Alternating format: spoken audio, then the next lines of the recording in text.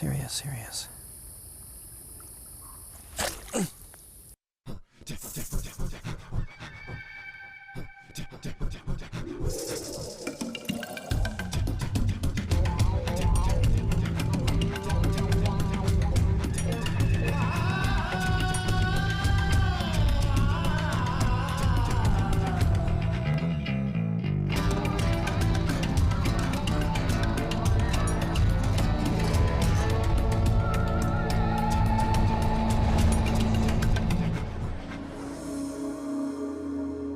Bordering the states of Georgia and Florida deep in the American South lie the swamps, the domain of alligators and poisonous snakes.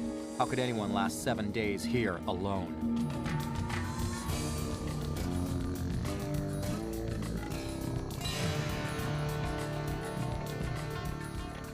The plan is to have me taken deep into the swamp by a local, a guy named Three Rivers Charlie. I'm blindfolded before the trip, so I'll have no idea how far or in what direction we're headed. See you guys. What I do know is that Charlie is going to drop me deep in the Altamaha River Basin, an area of endless stretches of murky, waist-deep water. How many gators you figure you got living along this section of the river? I would say that we probably have at least 30 to 40 right in this general area. What's the likelihood of gators coming up into these? Pretty fair, especially at night. How about snakes? What are the snakes? Quite a few. We have a largest population of rattlesnakes than we do any other snake, I would imagine.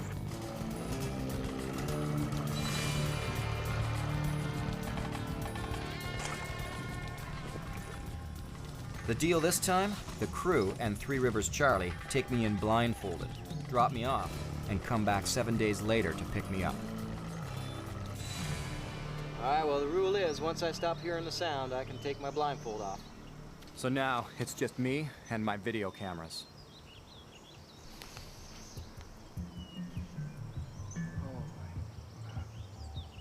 Well, this is really one spectacular example of the deep South Georgian swamps. As you saw when I was dropped off, likely, I'm just on a little spit of sand right in the middle of it all. Show you what I've got as far as equipment with me, at least in terms of camera gear. I've always got 2 waterproof cases here, and inside, basically just the usual assortment of lenses and batteries and tapes.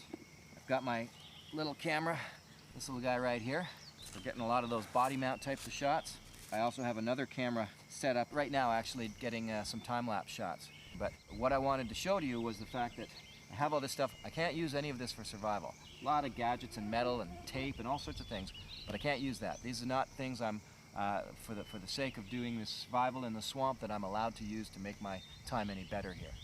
So it's just camera gear, and it's got to stay camera gear. Every time I go to a new location to see if I can survive, I bring along a few everyday items to see what I can make of them. In this case, tin. I got some rope. That's pretty much useful anywhere. Comb. Some bubble gum. Credit card. A lighter. But this time, lighter doesn't work. At least there's no fuel left in it. 2 pieces of tissue paper. But I also have my Swiss Army knife. Let's see what I can do with them.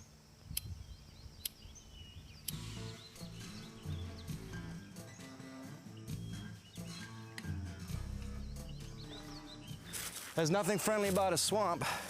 It really conjures up a lot of images of swamp creatures and monsters, and this place here is full of gators. These are the swamps of the deep south, southern Georgia. Swamps like the Okefenokee, and where I am now, the Altamaha River Basin. They are beautiful, but they are vast, and they can be spooky, and they are not the place you want to spend 7 days alone. And sooner or later, the only way out is across the water.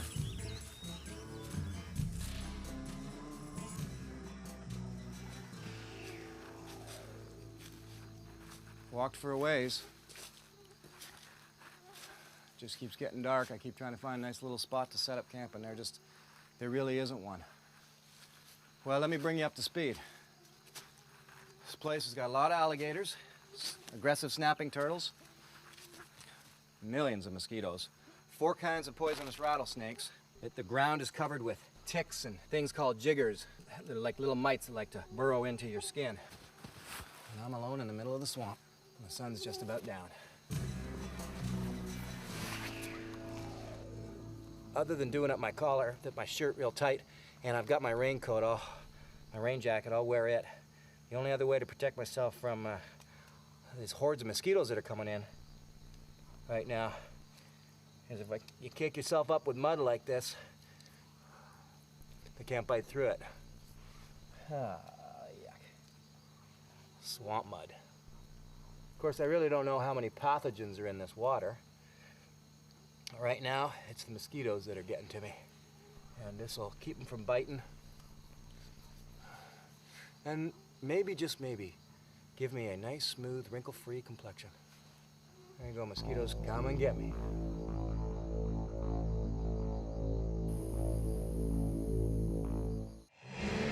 The night in the swamp was not a lot of fun.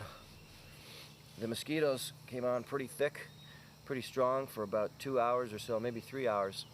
And I stayed curled up underneath my rain gear, waiting for them to go away. Then finally, it dropped in temperature and cooled down a bit, and the mosquitoes dissipated. And that was great, except then it started to get much cooler. So I have a sweater and an undershirt with me, so I had a good thing. I threw them on, and my rain gear, and started to wait out the chills. Well, then I spent the rest of the night shivering. It was pretty surprising how cold it can get here at night. Such a low area, damp. There's a few things I can work with around here, and it looks like there's a big old, very old river dam just over here. Might help me get across to the other side of the swamp. I was really surprised to find out that there are beaver living in the swamps here. I mean, being a Canadian, thinking it's like a Canadian animal, you know. I just couldn't picture beaver living alongside of alligators, and they don't really. The alligators feed on them.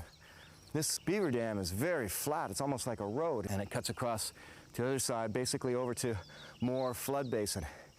Any other time of the year, or in another time of the year, maybe about 2 weeks before this, this was under another 10 feet of water.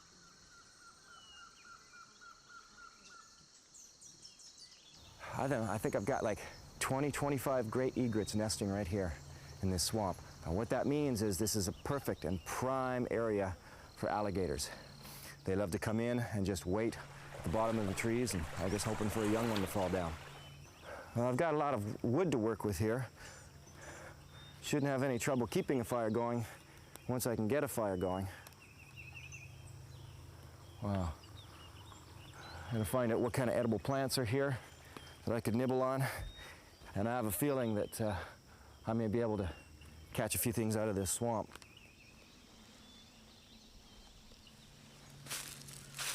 Well, I've decided to come up onto this flat beaver area to make a shelter. And why a shelter when it's 75 to almost 90 degrees every day? Because last night I got quite a chill. Put a little rain into that scenario, and you got the makings of the possibility of getting hypothermia. So I think better to be safe than sorry. I'll make a bit of a shelter. Not a real major one, just something to keep the rain off me, I think.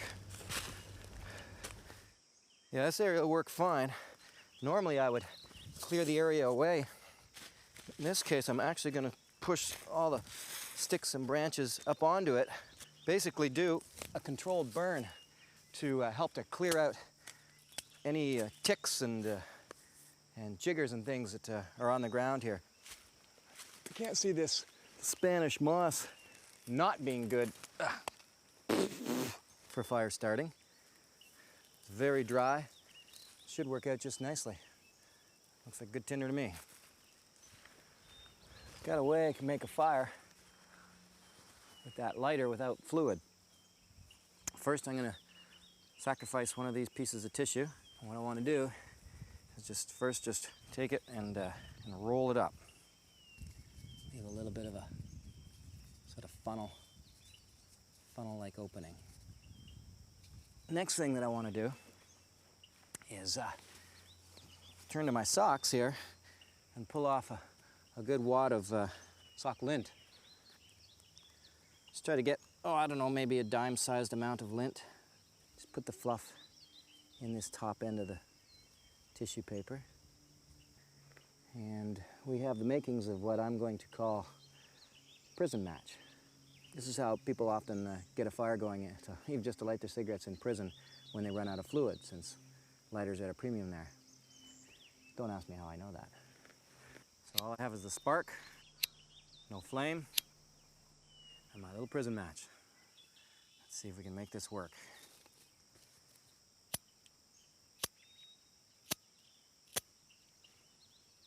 Ha ha ha ha ha, success. Right off the bat, the first one too. Nice, nice, nice. Yeah. Nice little trick when you run out of fluid.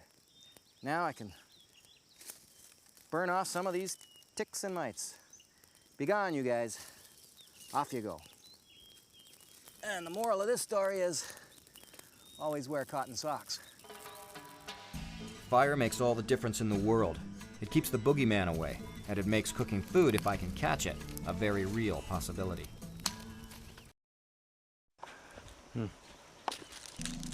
Here's something here. You can see the fish down in there, and and the maggots crawling around them, lots of them. There's no way that I want to bother eating these fish because they're rotting, but with this little bit of water here, maybe there's a couple of other little puddles like this where there still are minnows swimming around. Don't want these ones though. Well, now that I've got a fire going, I'm sure I could boil water for drinking, but this water, I mean, it looks awfully scummy. And who knows how many pathogens are lurking in here. I'm gonna see if I can find another way of getting water. Because the last thing I really want to do is drink this stuff. I suppose if it was absolutely life or death from dehydration, I'd do it, but I'm not there yet. In fact, there was a young boy who, a number of years ago, right in these areas here, he was swimming in one of the I guess it was a more stagnant pool. Ended up getting an amoeba in his ear and died within 5 days. So there are dangers and parasites and problems and pathogens here with this water. But this is all wet right down here where there seems to be a bit of a break. This is water vine. If I cut this vine, it may give me, see, it's even wet already just in the cutting of it. Ow! Okay, so that should hopefully start juicing and dripping out. And I'm gonna use that tin can and see how much water I can catch with this.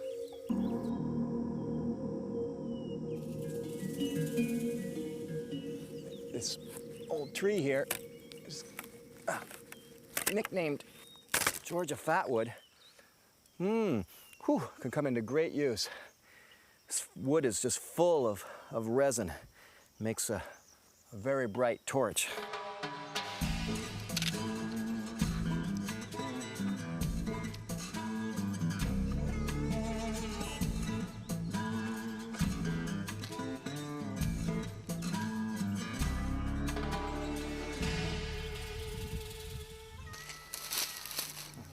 You know, in the drier areas here, just a little bit outside of the swampish spots, this sweet gum grows, and actually it's kind of a neat little plant.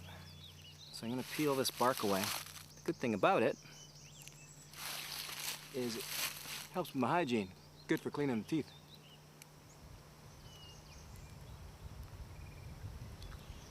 Almost a little bit of almost a menthol kind of feel or taste to it.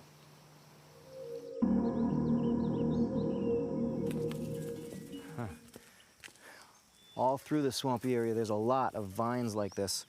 And of course, the vines are just great for tying things up. So I think I'm going to be able to put this to good use.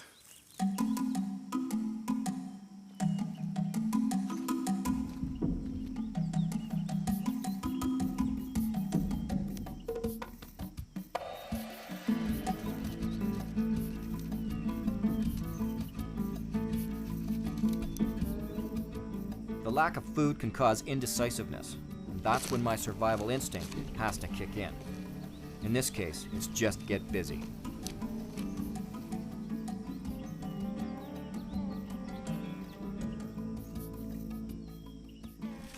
Well, this is the shelter so far. I stuck a couple of forks in the ground and then tied supports across it and a couple of other sticks in the ground, and then I just began to lay poles on top of it, and even tied the poles off as well at the top, stuck them in down at the earth at the bottom. Really, all I want to do here is, for the most part, is keep the rain off of me. I guess keeping some warmth in would be good too, because it is getting pretty cool at night, but it's not too bad, I suppose. Mind you, the chills are not so nice. But with the fire now, it's a lot better. I can keep that fire going and stay warm with it.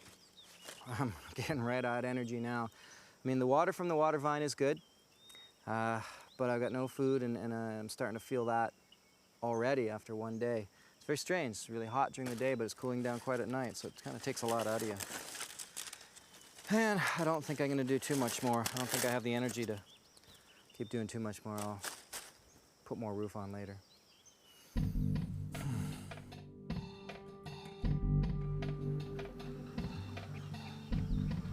Ready for a war against the bugs.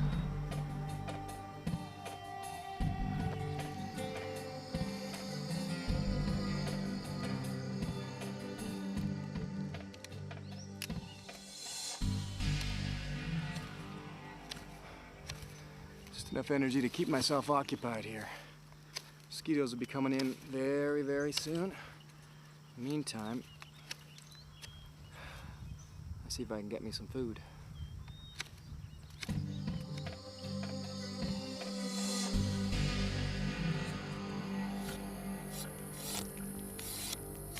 It's actually a cooler night tonight. Feels like the mosquitoes aren't as bad as they were last night. That's good. This fire might help me get through the night, that's for sure. This fish spear I'm making, I've got the prongs really shaved smooth, not so that it looks cool, but because it increases the efficiency. It can slide into the fish much easier, and whereas the bark is more like almost like a sandpaper. It can grab the fish and not be able to slide through it as well. So try some fishing soon. They tell me there's nearly 100-pound catfish in this swamp. We're gonna find out.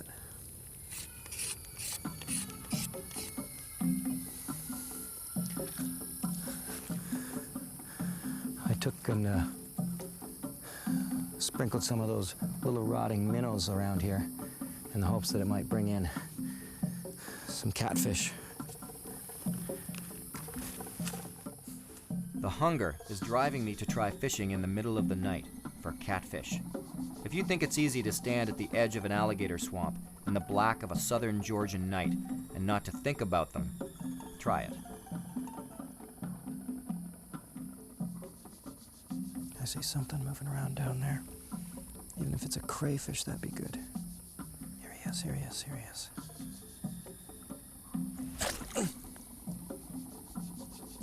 Ah, crap. Well, so much for that. Maybe I'll better organize myself for tomorrow night. Try again. But it's spooky here. Sleeping only 3 feet from the water's edge, I dream of alligators, if I can sleep at all.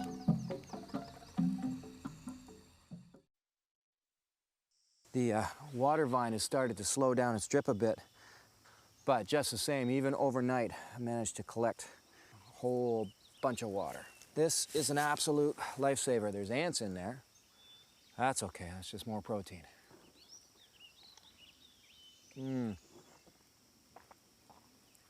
Oh, good Lord, that helps. That helps a lot. Now finally, I might just have myself an edible plant. These little center new shoots, and maybe pull them out. Ah, whoa. Look at that. That's pretty cool. And these guys, so the bottom bit, I don't know how old this one is, but we'll find out.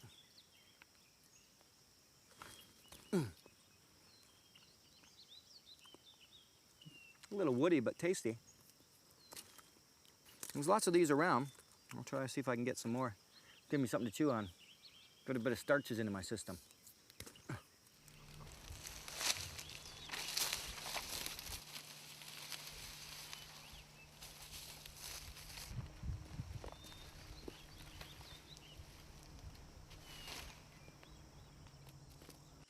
I started weaving them in from the bottom, just down the bottom line, all the way up to the top to try and create a nice little kind of shingled roof effect here. It should work well. I don't want to be caught off guard like I was last night when it started to spit on me and I was running around trying to cover my camera gear. Tonight, I want to make sure that I'm dry if rain does come in. So far, I've been lucky as far as the weather is concerned.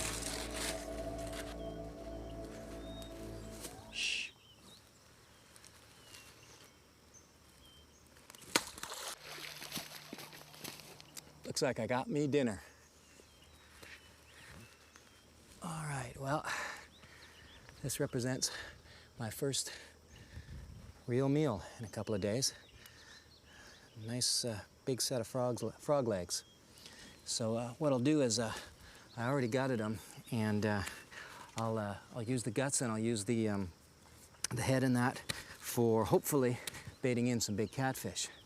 I'm gonna have to build something or try spearing them, but find some way if I can bring in a big fish, or keep looking for turtles too. I see turtles out there. It's just a matter of if I can find one. Well, that's good. A little bit of meat into my system. Bring back some well-needed energy, I think, because I'm really starting to wear out. It's only been a couple of days, but all this work burns all your calories.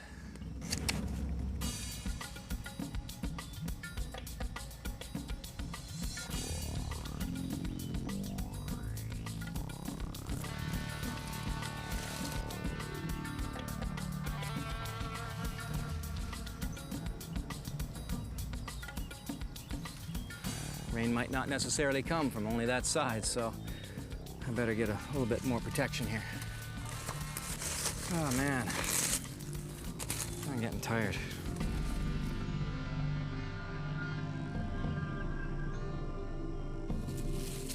What I decided to do is make a trap. See if I can catch me some catfish. Yuck. Or some turtles. Basically, I've got to make kind of like a weir of some sort. Along with the weir, a funnel trap. So I'll make this tight weir and then a funnel with a little opening, like a big M. And then I'll have all the bait up in there. This is not only a survival method. Was used for many years by natives as well. What I'll do is put a few more sticks kind of poking inward like that, which helps to kind of dissuade him from coming back out. I'm just gonna dig this out a little bit. There's this passageway. Hopefully to come in, but not to go out. All right, I'll see how that works.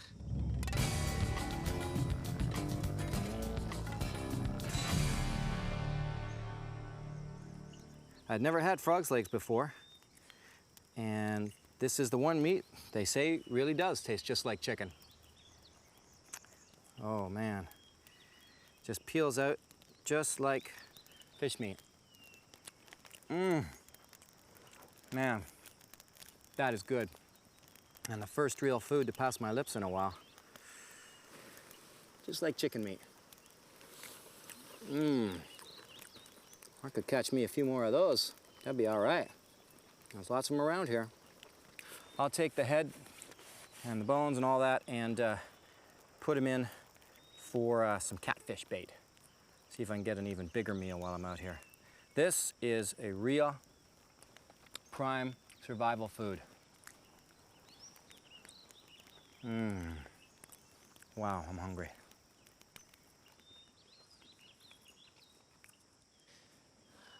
The guts from the frog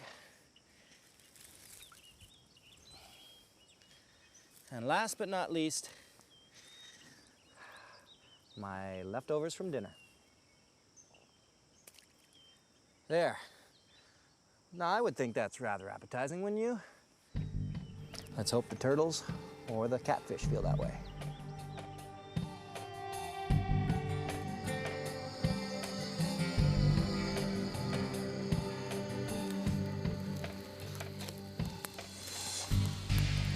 Oh, well, that was quite the day. Fairly productive, I guess, in terms of survival. Oh, but I could use some more energy. I'm sleeping in the middle of the day, not able to sleep too much at night. If I have to, I'll just keep going after frogs. But one way or the other, I gotta get some food into me. You know, as I sit here in the middle of the deep southern swamp, it's the scary stories that is the most bizarre aspect of down here. I mean, if you think about it, even the jungle doesn't hold as many scary images as the swamp does. I'm so scared. The legend of Bogey Creek. The swamp creature. The Blair Witch Project. Spooky out here.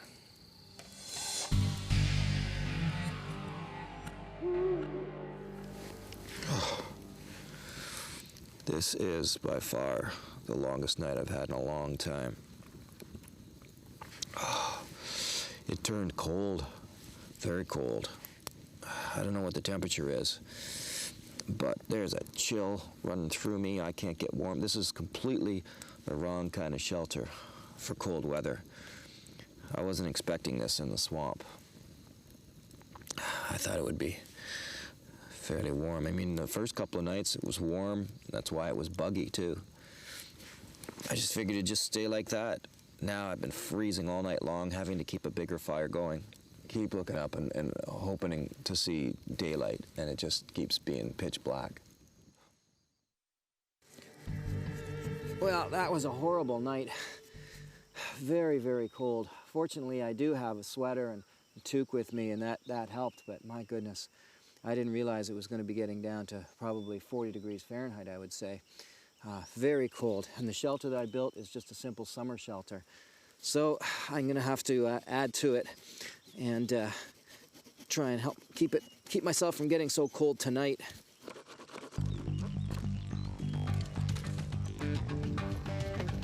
Sometimes you've got to tackle your problems head on. In this case, it means rebuilding the entire shelter.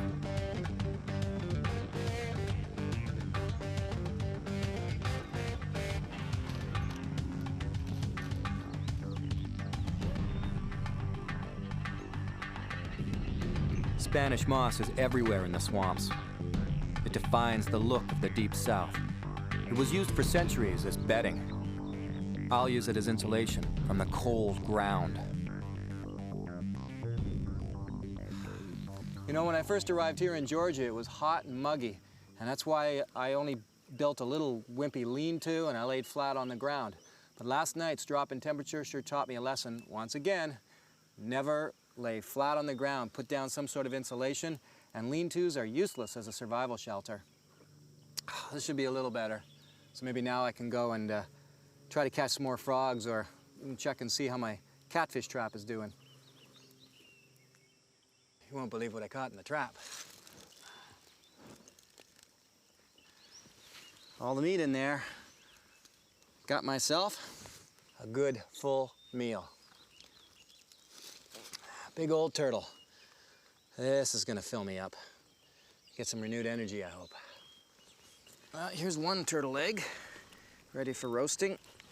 I didn't bother bringing you in on the cleaning part of the turtle. It's a bit of a messy operation. You know, I don't recommend doing this for anything other than absolute survival necessity. But in that case, turtle is a very readily available food source in swamps like these. Okay, there we have it, 4 turtle eggs. Good bit of protein for me. Well, let's try some of this turtle meat. See how it is.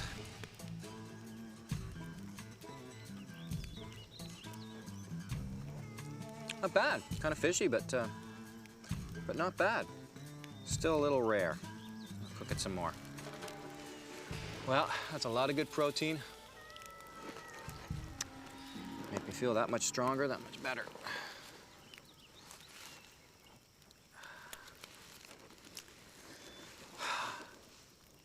You know how I end up feeling out here?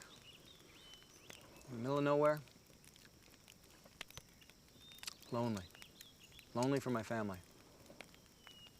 I can really play hard on your heart and mind. You start missing them intensely.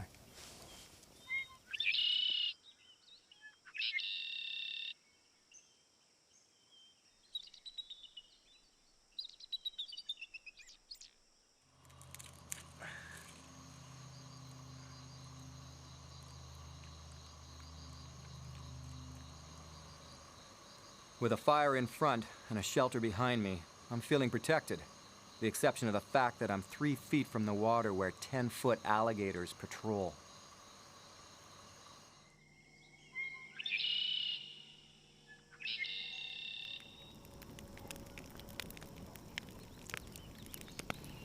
I never thought it'd be cold enough that I'd have to be warming up my batteries beside the fire so I could keep filming. Frost this morning. Anyway, this shelter helped a lot. Made a big difference now that it's rebuilt. But I was still quite cold all night long. I'm always close to shivering, you know? Well, I gotta see if I can find some other ways to catch food and even start thinking about how I could make my way out of here. Without swimming, that is. Let's see what I can do with some of the pack contents I brought in with me. I've been taking that piece of credit card and I've just been cutting it into a spoon shape. Bend it over a bit. It gives me that kind of a shape to it. Next thing I've got, the bubble gum. Let's get chewing it. Wow, what a boost of flavor from the gum and sugar. Oh man, that's good. So what I want to do is poke holes into this little spoon here. Go through it with the awl. Now, piece of credit card, 2 holes in it. Put the rope through the spoon. The most remote places you go, it really doesn't matter. There's always human garbage around. It's very sad. It's a real shame. Sure enough here, I found some sort of little old spring. Now, that could come in handy. Take my spring and just tie that off like that. Now comes the bubble gum. I went and grabbed the dead leech that was in the catfish weir. So what I want to do here is just take this hook, put the leech on, I got this and that end happening. So I've got the hooks with the leech bait on there, the spoon, which really I would use if I was more, you know, jigging for fish, but this will still help to attract them, I hope. And lastly,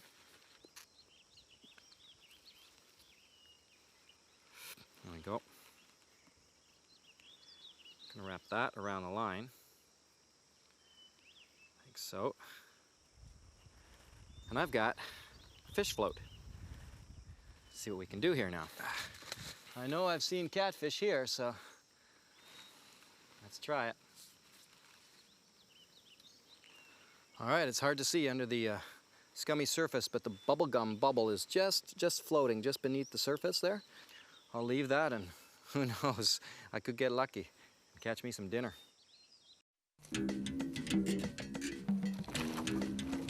The only way out of a swamp is through the water, and I'm not about to swim out, which means I need to make a raft. Ah, crap, that's not good. It felt to me that we headed upstream when they brought me in blindfolded, so the way out, downstream.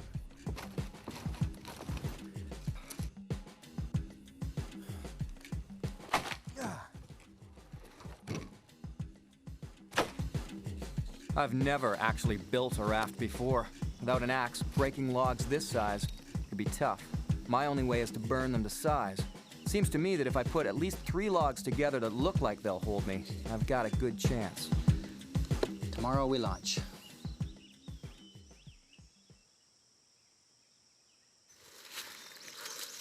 You know, even these little dainty flowers, these little violets, can also be eaten as a small source of nutrition. And they're quite tasty, actually. You just eat the flower tops. Actually, most of the plant's not bad. Throw it right in a salad.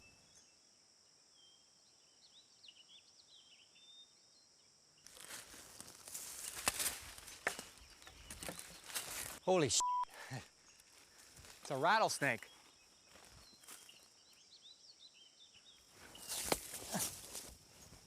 You know what this means? Dinner. Eastern diamondback rattlesnake. Look at that guy. A big one, too.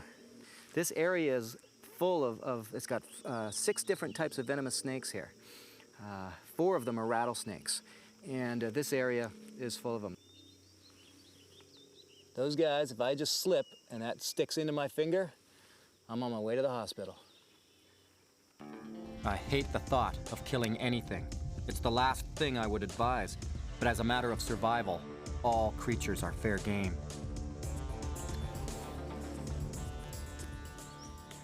Like the turtle, I spared you the vision of cleaning and gutting this rattlesnake. Eastern diamondback rattlesnake. And this is just 2/3 of it. There's still another 1/3 over there. So this I will probably cook fairly slowly, almost like smoking it. And as you can see, a lot of meat, which is going to give me some renewed energy.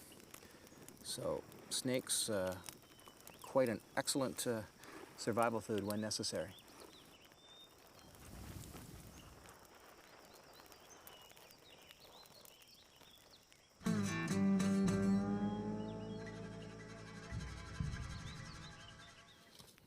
Well, you know, when you haven't eaten for a number of days, or you've only eaten little bits here and there, to eat something as substantial as a rattlesnake like this guy here, you really start to feel the energy flow back into your body.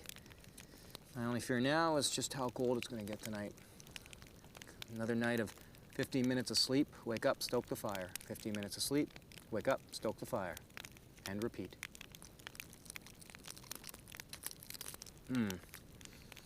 This snake is delicious.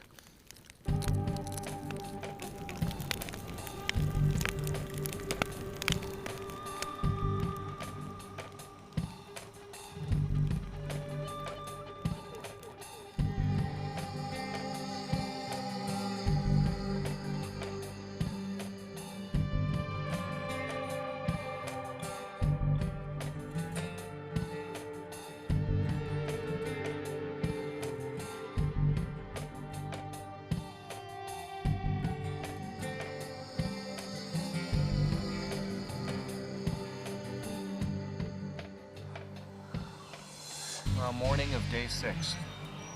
It was really strange last night. After I ate all that rattlesnake, I had such a rush of energy. I felt dizzy and lightheaded. It's kind of spooky, actually, to feel that way and be all alone out here. I couldn't sleep at all for the first while. I was just sort of buzzing, you know, I guess from the new food energy. Anyway, I finally did get some sleep, and it wasn't so cold of a night, actually. It didn't frost anyway. It was cold, but we didn't get down to frosting. So that was good. So now I'm gonna keep my eyes open for more frogs and turtles and turn over a few more logs for crayfish. And other than that, I'm gonna get working on my raft. Well, actually, I kind of finished it, so I'm gonna try it out, see how it works.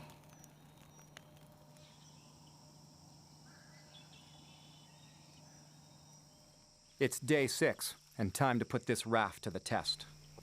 When it floats, that's a good sign.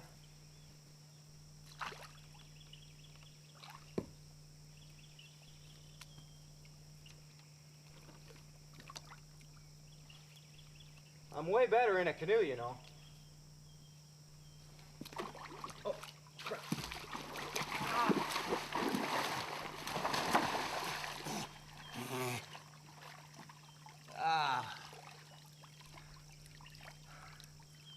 nice. Oh. Back to the drawing board, I guess.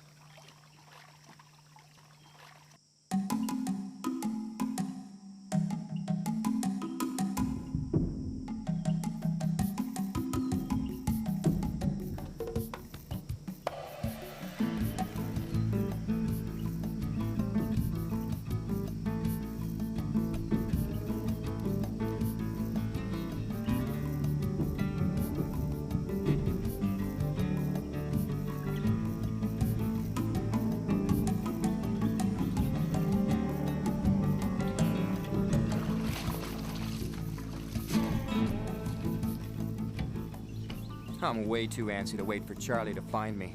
Maybe I can try navigating through these swamps on my own. I'm surprised at how much wood it's going to take to keep me afloat. By far the best thing about building a raft is the hope that it gives me. I'm working on something that might take me out of here, and that's uplifting. Well, it's the last night. And I'll try the new raft out tomorrow morning, see if I can make my way out to Three Rivers Charlie and meet up with him.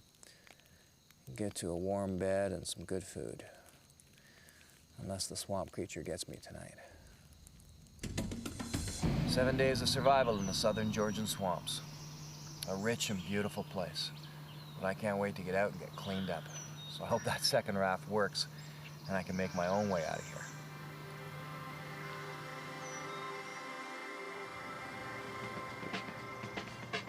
Once it's in my head to get out on my own efforts, nothing will stop me.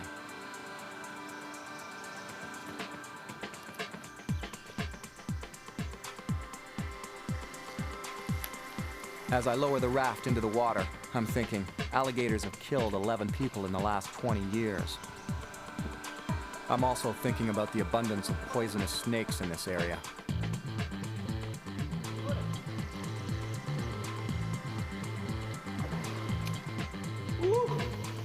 Something in between my legs. It wasn't there before.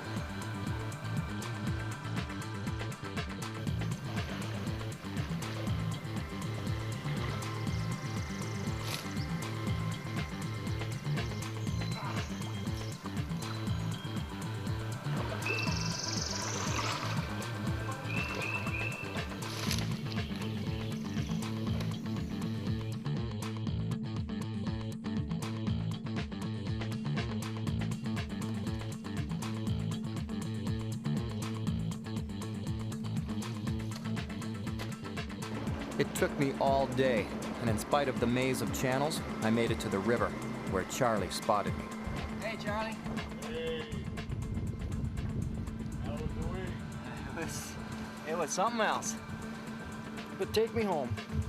Many people fear the swamps, yet they are places of such great beauty and such rich diversity. The spookiness is an unwarranted attribute. They'll always be the classic domain of alligators and snakes. A tough place to survive, maybe, but an awesome place to experience.